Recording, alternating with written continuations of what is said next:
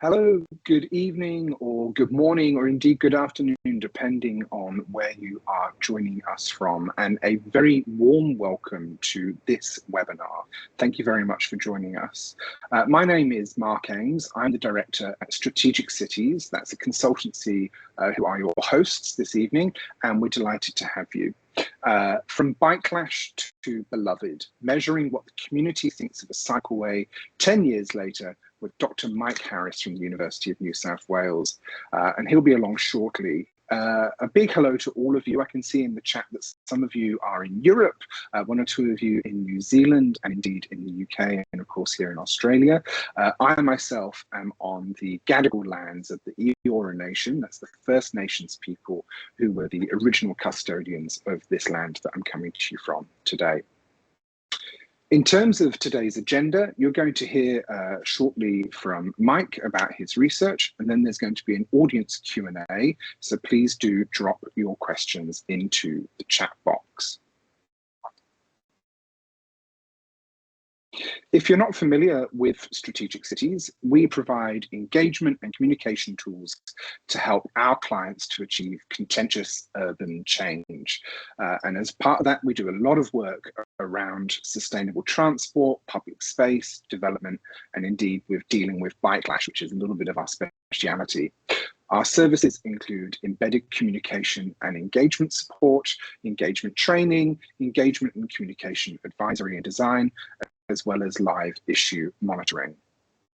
And as I mentioned, bikelash is sort of our speciality, and how people respond to the change your project proposes is for us a really interesting process, which is why when I read Mike's research, I thought it would make for a fascinating webinar. So here we all are.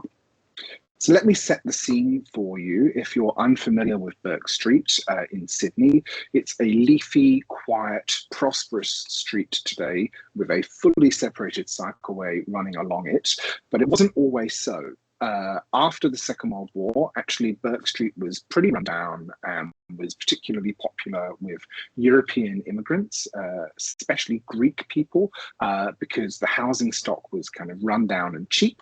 And before the construction of Sydney's eastern distributor M1 motorway, Burke Street was in fact one of the main roads that led to the south of the city, with several lanes of traffic and bus routes. So it was pretty choked up. In fact, it wasn't leafy at all. The most contentious part of the cycleway that we're going to discuss tonight ran through the suburb of Surrey Hills, which as a suburb gentrified very significantly from the 1980s onwards. So today, residents of Surrey Hills have a median age of 35 years old.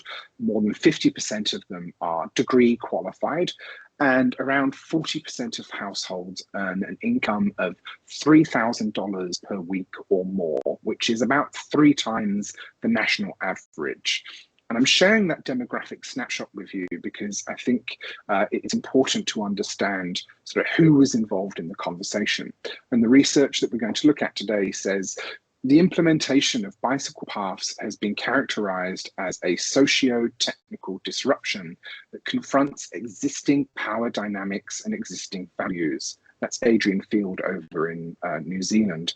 What may appear sensible from a planning and evidence-based perspective to planners addressing strategic transport challenges can polarize local communities and elected officials.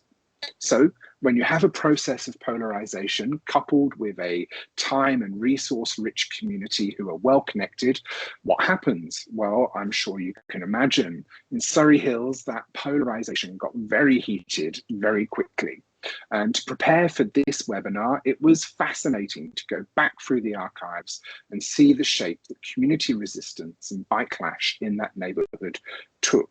The campaigners were organized and connected. They packed community meetings, they wrote letters to editors, they even went out on the streets and stenciled big crosses on every parking space that was going to be removed as part of this project to flag to other people in the neighborhood what was going on. And there was also very deep concern from local businesses who threatened legal action against the city council. So the consultation process, as you might imagine, received very heavy levels of response, and indeed representatives from the city ended up having to go door to door in the neighbourhood to try and reassure residents and to try and diffuse some of the rumours that were circulating in the neighbourhood. And of course, all of this was closely followed by the former 2GB radio shock jock, Alan Jones, who really ate up this entire project to use it as a wedge against the incumbent Lord Mayor of the City of Sydney, Clover Moore. In fact, Alan Jones went on a very bizarre rant at one point, the archives tell us, saying that the Lord Mayor, Clover Moore, was only building bike lanes because she liked bicycles, and by that kind of thinking, because he likes camels, they should also build camel lanes through the City of Sydney. So the discourse wasn't always particularly rational either. However, the city persevered, the Burke Street Cycleway was built, and we find that actually all of that noise and all of that vociferous outpouring settled down after the dust of construction and bikelash passed. And that's what we're going to explore today. So let me introduce you to our keynote speaker. It's my very great pleasure to introduce our main speaker, Dr. Mike Harris from the University of New South Wales. Mike is an award-winning academic and a practitioner. He's a senior lecturer in landscape architecture and urban design at the University of New South Wales School of Built Environment, and he's associate director of the mobility program at the City Futures Research Centre, also at the University of New South Wales. So Mike has a professional background in public domain and urban design practice, and more than a decade in academia and research. So he brings a really pragmatic, applied perspective to research and teaching. And alongside his academic research, Mike advises government and private sector clients on sustainable travel and micromobility projects, on their planning and on their infrastructure and design. So hopefully, Mike, are you there? You can join us. Yes, I am. Hello, Mark. And everybody. Fantastic. Thank you very much for sharing your time with us today. The floor is yours. Okay. Well, look, get this. So thank you, Mark, for that great introduction and a terrific little historical analysis. Very interesting. And thanks everybody for joining from wherever you are in the world. I know there's multiple time zones out there. So thanks for coming along. So look, I'm going to talk about this case study, Burke Street, which is primarily concerned around understanding the perceptions of the locals. Like, what do the local residents think about this type of infrastructure? And I should also, before I go ahead, just give a quick shout out before I forget to my co-authors, Joe, Lee, Brian, and Chris. And firstly, I'll give a little bit of background on the context of the project, just expanding a little bit on Mark's words, where it is, what it was about, a little bit about the consultation process, because the survey was really targeted towards some of those key issues. Then I'll talk a little bit about just the key findings. I'm not going to go through a whole lot, just in the interest of time, just the ones that were very key and quite interesting, before finishing on some takeaways for practice, and then make sure there's plenty of time for questions. So that's the paper. There's stacks of detail in there that I won't go into tonight or this morning, wherever you are. But Google it's there. It's open source, so it's fully accessible online. So just quickly, so the Burke Street Cycleway, it's about 3.5 kilometres long, which is quite long for a single cycleway project in Sydney, and it does sit like right up along the eastern edge of the city centre. Connecting Sydney Harbour to Green Square. So Green Square is a very large kind of urban renewal area, about 280 hectares, 60-odd thousand people. It started about 20 years ago, still going. So there is a kind of strategic background to why this street was chosen, but I won't talk about that today.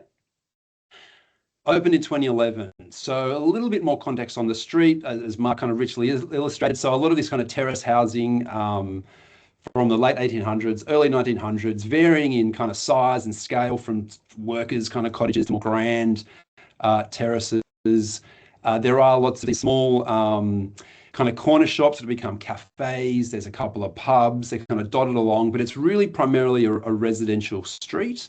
There is a section that has a very grand and beautiful avenue of plane trees that are protected, in fact.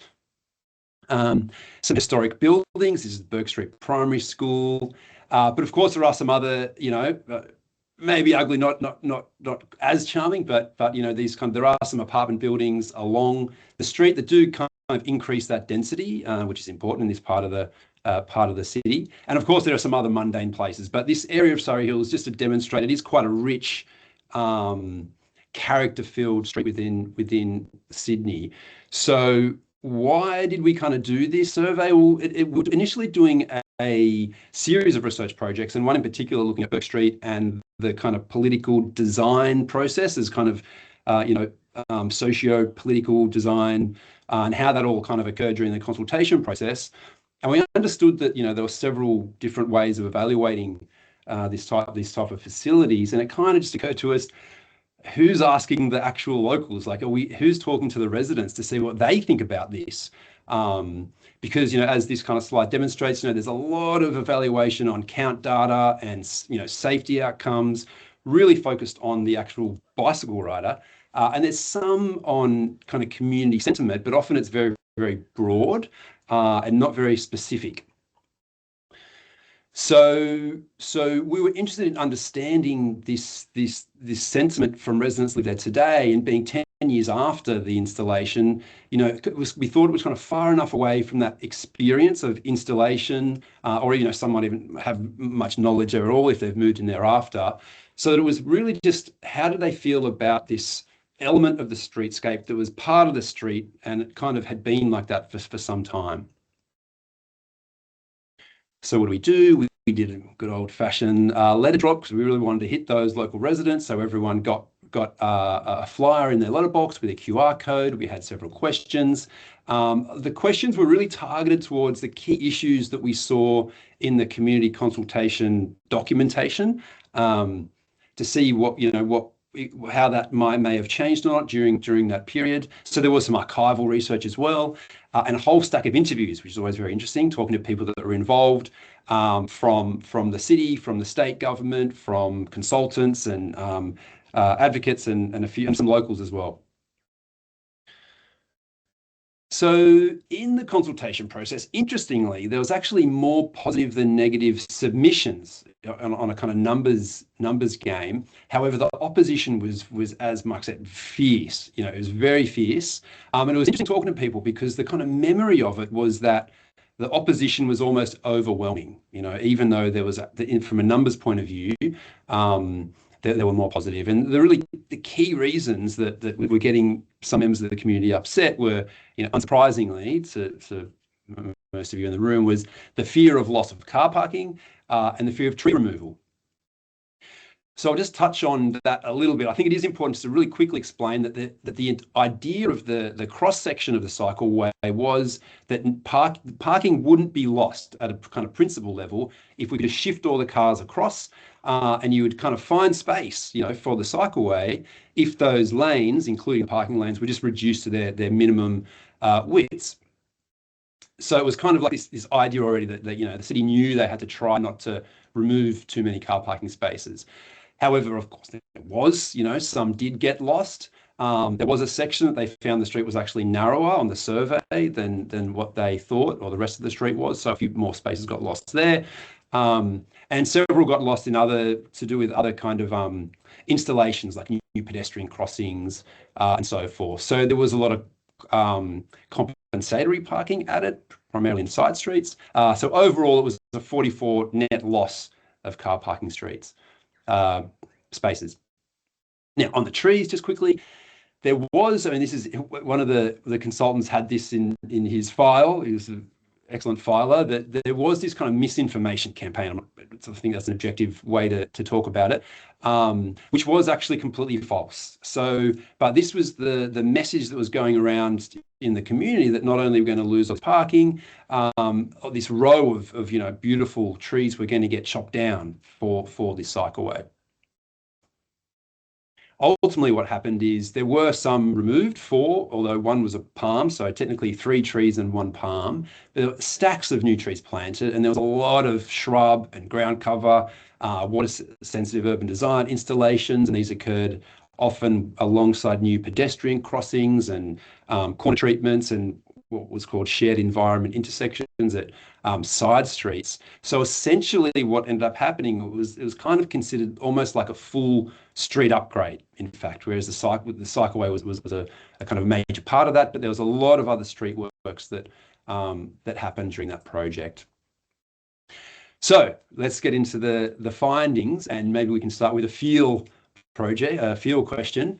And as these responses indicate, the residents really, I mean, they love their street, quite literally, almost 60% say they love it. It's one of their favorite streets.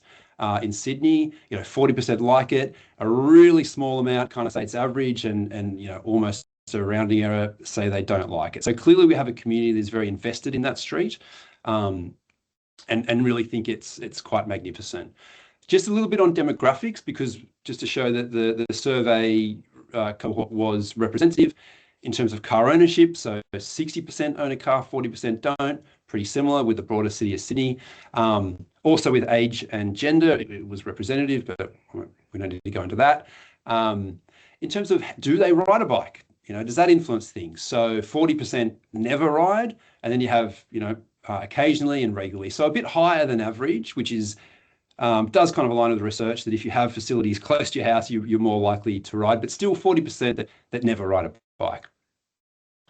Now, where it gets interesting, and we were kind of surprised about this, is that overwhelmingly there's a sense that people think the cycleway itself makes a positive contribution to the street. Small percent say negative, around 8.5%, but then almost a similar amount are indifferent. Like they don't really think about it either way. So in some ways that's fine too. You can in terms of consultation process.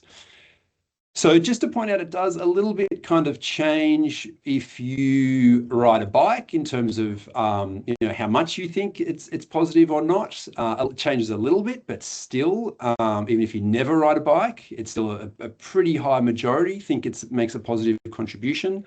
And if you own a car, so if you don't own a car, you're more likely, but still, very, very significant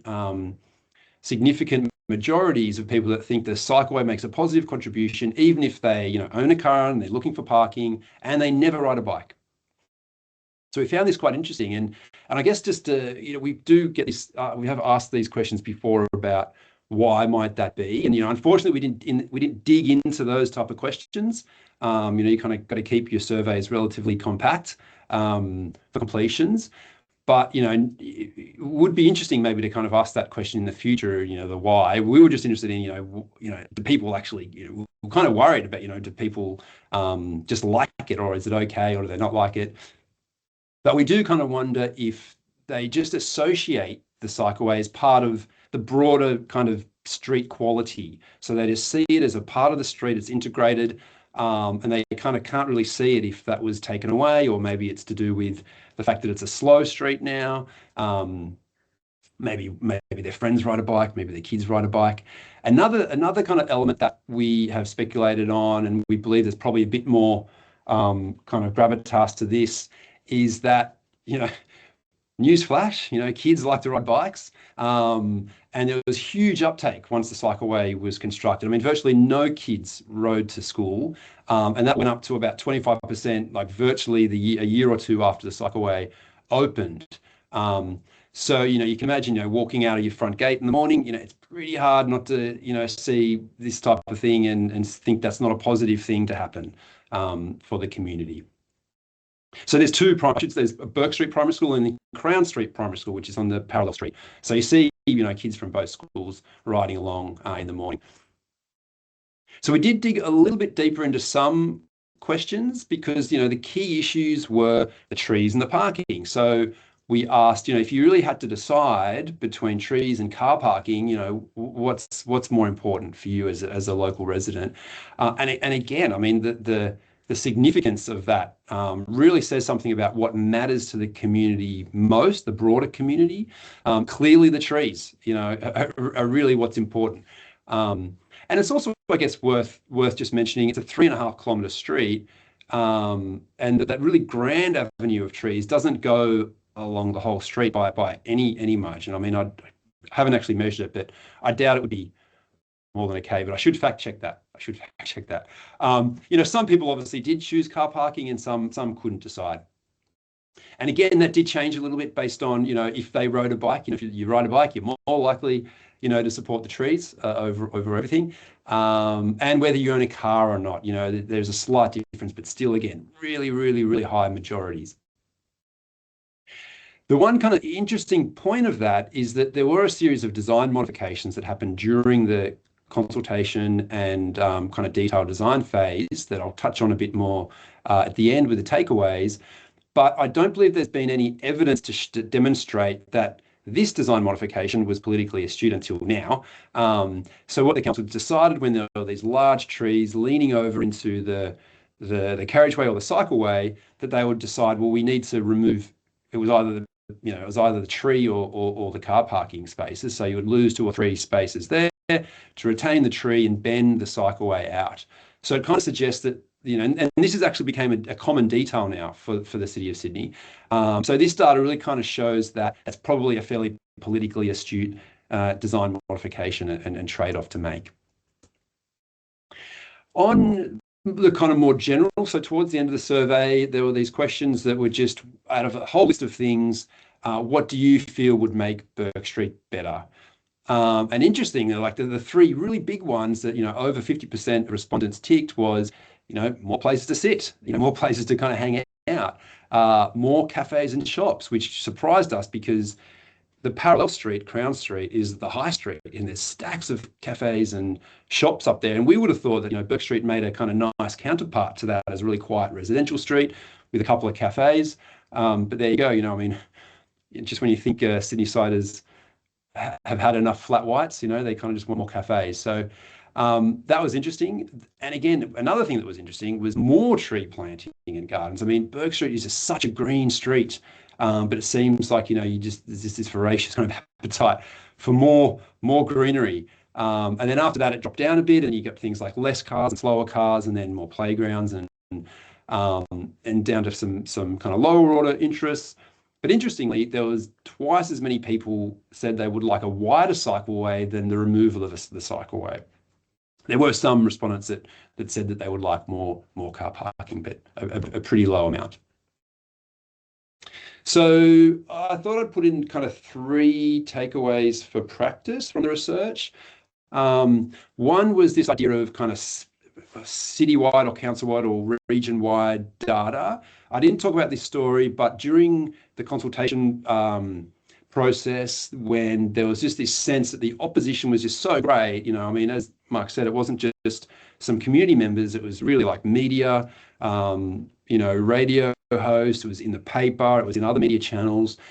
So the city kind of thought, well, we need to kind of figure out what's actually going on out in the broader community. So they commissioned a larger survey of their council area, but also surrounding council areas, and discovered that there was actually quite broad support within the broader community to develop a separated network. So that really allowed them to then have confidence they were acting in good faith by pushing ahead with this project on this particular street and then going through certain consultation processes to try to manage those issues, which leads to the second takeaway, which is community engagement that does have some meaning. So the city did do a lot of consultation in this process, and it came down to one-on-one meetings with particular community members that had particular concerns, and they would discuss what those concerns were and could they be alleviated with some sort of particular design modification that would kind of allay the fears that they had. And that approach, I believe, began with the business actually. And this survey was only concerned with residents. There's not many businesses compared to residents, so we really want to focus on the residents. But they kind of already got ahead of the game with the businesses to make sure they were comfortable that this new bicycle path wouldn't hinder their operation. So one example is the pubs, right? The pubs and the keg delivery and how you would get the kegs, across the cycleway, so flush treatment, indented cycleway sort of space. And so the business, it's, from the interviews, it seemed the businesses were fairly okay from day one. And the third one is this idea of trying to understand actually what matters most to the communities regarding several things that might be in the streetscape. So I guess this case study kind of suggests that these things, in this case, social spaces, greenery, and actually safer streets are really the primary concerns of the community. And the fact that if you can incorporate those things alongside a bicycle path, then you're probably likely to have greater support. And not to mention, potentially, create greater connections that residents have with their street. The last point, and I think I'm right on time, is just this kind of political story, which, I mean, I've just find very interesting from the political perspective, because, the mayor that has Clover Moore, that's been there for a historic 6 terms. I think after that, I think it's half that, 3 terms is the kind of the prior record. And in all of her election campaigns, she's kind of made the idea of continuing the cycleways has been a pretty core part of the platform. She's been pretty open about that. And the interesting part of that is that often her opponents kind of see that they feel like there's opposition in the media and in some parts of the community, and they feel like they should use that as their platform to counter the cycleways. And yet, the mayor just gets re-elected, like every time, and sometimes increases her majority. So it kind of suggests, and I wouldn't, as a research point of view, I wouldn't kind of directly link, it's all about the cycleways, that's why she's getting elected. But I think that you can kind of infer that at least the community is not dissuaded by having a pro-cycleway platform. And what we see in surrounding councils is there's a lot of fear about, if there's some community members that are very, very vocal and passionate about car parking typically, and that really kind of spooks a lot of kind of politicians at the local council level. So this suggests that, maybe that's smoke and mirrors potentially. So that's where I'll leave it, because I did want to kind of leave that time for potential questions from the audience.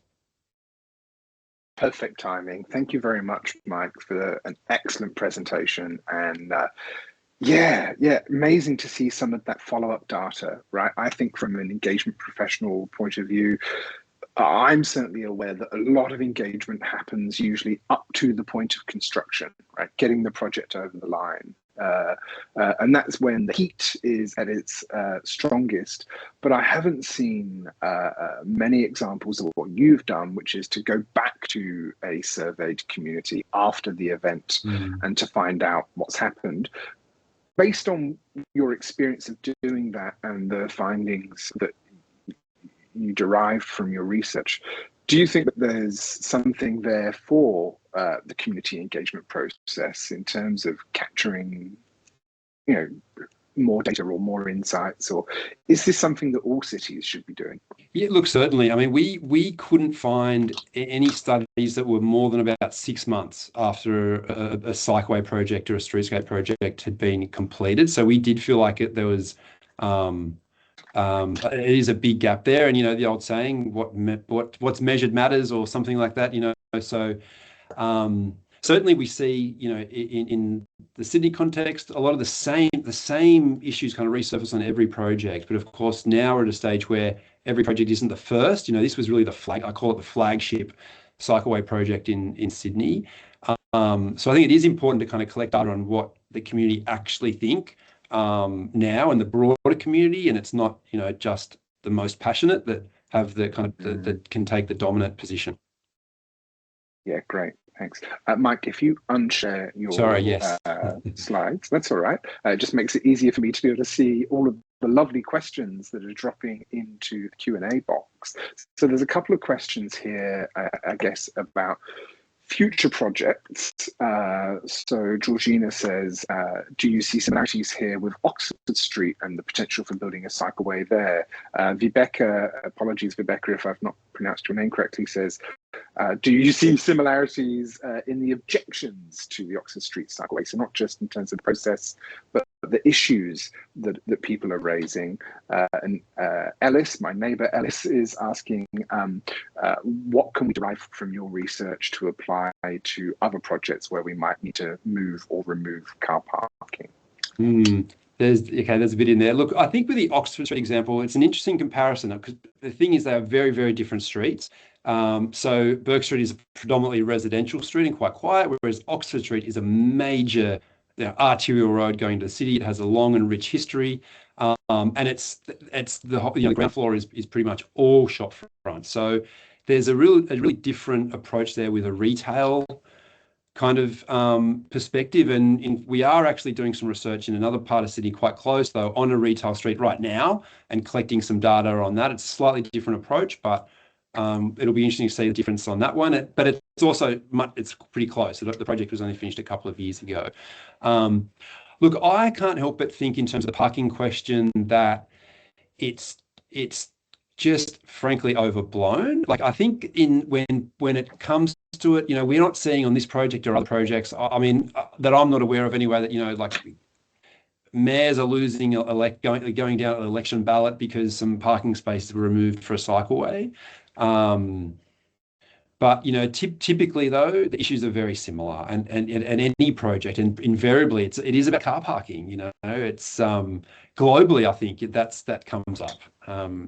So I think how that's dealt with, there's probably lessons in any context about how that issue is dealt with at the consultation level, almost at the one-to-one level if necessary, but also that message about what's this project in the biggest scheme of things, what's the larger strategy, and how much should some losing some car spaces kind of impact those larger strategies. I think you're absolutely right. I think that there's a tendency, particularly on the design side, to make assumptions about what end users of a space will want. And those assumptions are based on our own worldview, right? So, we might need parking or we've been stuck in traffic in Sydney before, so we just assume that it must always be like that. When actually, your data suggests that that's not what people want. I'm reminded of an amazing consultation that Jan Gale was involved in Christchurch in New Zealand after the earthquake there. And they did a big town hall style meeting, and they said, okay, here's an opportunity to design your city from scratch. So, write down on a post-it note all of the things that you dream of when you think about building a perfect city.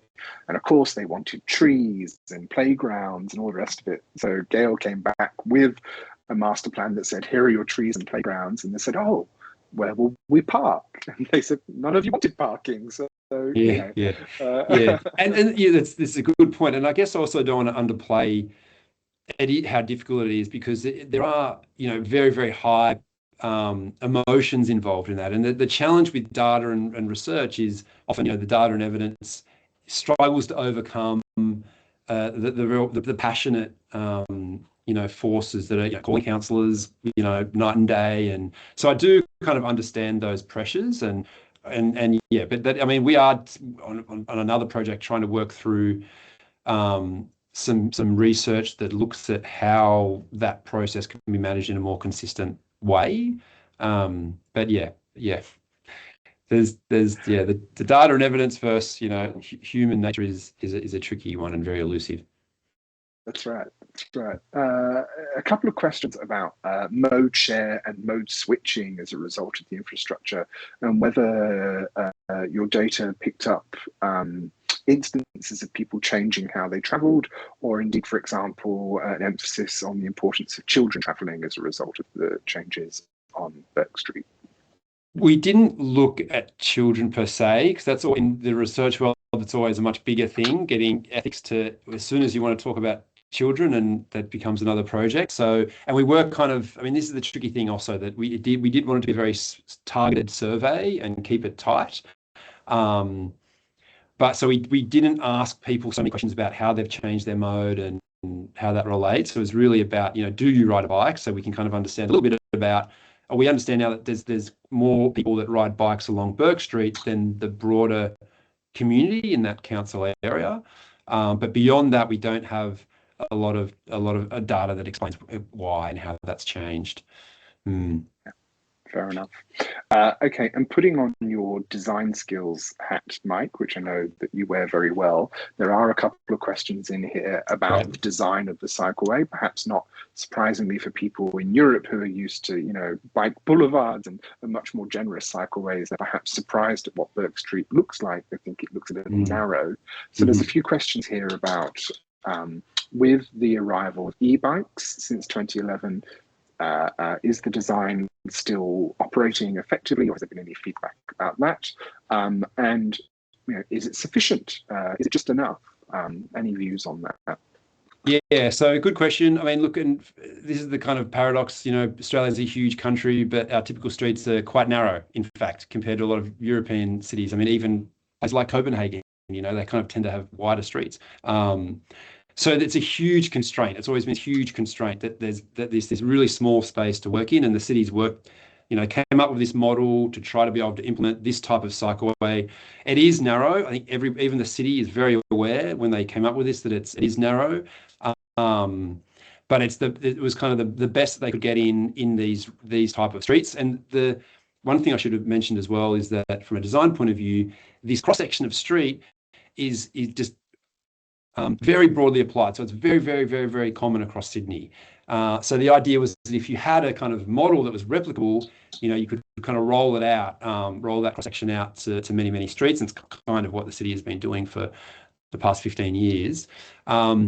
It's an interesting question about e-bikes and I guess volume. I think, you know, as volume increases, what do you do? And I think the only kind of option at some point, it's just we need a wider facility. There has been things happen with Burke Street in particular in terms of signals, you know, like there was always this issue with signals being quite short and getting through. So you get, you know, people that weren't even getting through the signals. So there's been kind of experimentation with that, particularly during COVID. So there's much bigger signals now. So that kind of helps. But it is narrow. But I guess to the city's credit, when they do have the opportunity, it does get wider. So there's examples where it is 3 meters. Interestingly, there's a very interesting street called Wilson Street where it starts on this cross section and it's 2.4 meters and then the kind of median. But as the street gets wider, just from a kind of weird kind of historical incidence, it gets wider towards the western end. The cycleway gets wider. So they take that additional space up and it just gradually gets wider. And it only goes to 3 meters, but it's amazing how much that makes a difference. You know, a small space actually makes a big, big, big difference for people riding bikes and, you know, similarly for people walking. But so every kind of, centimeter counts with that. Fantastic, thank you. Mike, I loved your insights about the importance of expanding the benefits of an active transport project. You know, that people don't just care about cycling, they also care about street trees, quality of place, more space for cafes. We will never have enough cafes in Sydney. So that was a great takeaway for me. Any final takeaways or final comments for you, or indeed any plugs? No, I guess just one thing I didn't mention that is pretty important, I guess. And that, so since like Burke Street wasn't cheap, you know, it was this kind of full street upgrade. It costs a lot of money. And since that point, and I'm kind of almost talking on the city's behalf here, but this is what was coming through in a lot of the work we do, is there a way to deliver these projects more cost effectively? You know, so less of the additional things. And because ideally then, you know, you can build a bigger network quicker, but maybe you're not getting so much kind of, you know, applause and community buy-in, or do you go slowly and spend the big money on doing each street by street? And that's an ongoing process and discussion. And there are some really interesting hybrid examples. Happy to kind of share afterwards, or where there has been kind of lighter touches, but with some different additions. And so there's a few examples now to look at of this type and how it's evolved over the last 15 years. So I think that's probably an important point to note. And I guess, I mean, one thing I think I would like to know a bit more personally, if we could kind of dig in a few more questions, is to that question of why. Like if people either don't like or do like the cycleway, why, you know, because I think then we can tease out, is it a design issue? Is it a behavioral issue? to try to get a more kind of nuanced understanding about, you know, why, whether they like it or don't, that could inform some future design. Yeah, fantastic. I agree. I think opposition is absolutely contextual, and we shouldn't read opposition as just being one thing. So yeah, this has been a fantastic conversation, Mike. I could sit here and talk about this all night, but I'm conscious that I promised everybody online that we would wrap up within 45 minutes. So I'm just going to wrap things up. But yeah, thank you very much, Mike, for joining us this evening. Just before we do all log off for the evening, I do have a plug that I need to share with everyone. Some of you might be aware that I'm the course leader of a new course at the University of Amsterdam at the Urban Cycling Institute, Engaging Communities for Changing Streets, which is very aligned to the conversations that we've been having tonight. This is a 1-week in-person leadership program in Amsterdam aimed at public servants, community organisers, urban designers, public health professionals, academics, and indeed advocates, perhaps who've experienced bikelash or resistance to their change. This course is happening next April, but the reason I'm letting you know about it is that if you've been considering booking, you must hurry because we are almost fully booked, so places are limited. That's it for this evening. That's a wrap on our webinar. All that's left for me to say is thank you very much. A very big thank you to Mike and to his fellow researchers at the University of New South Wales. Thanks, Mike. It's a great and fascinating paper. And the link to the paper, which was published in Case Studies on Transport Policy just last month, is on your screen now. And finally, thank you to all of you online too for taking the time to join us during this webinar today. Please do stay in touch with Strategic Cities, and we hope to see you next time. Have a great evening, or indeed, if you're in Europe, a great day ahead of you. Thanks very much. Thank you.